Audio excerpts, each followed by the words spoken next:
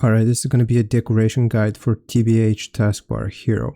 So they work like this. I'm just going to open up the menu and then the cube.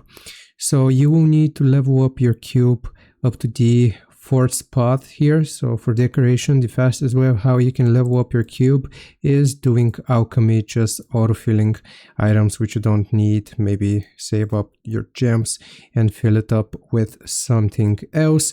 And after you have converted enough, you will level up your cube. All right, so at level 10, here you will see decoration. So how can we use decorations?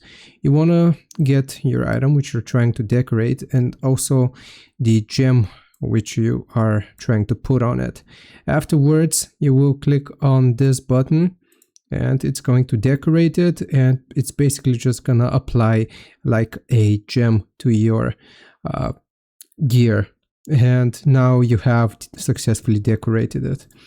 I hope this helps. Leave a like and sub. I'll see you next time.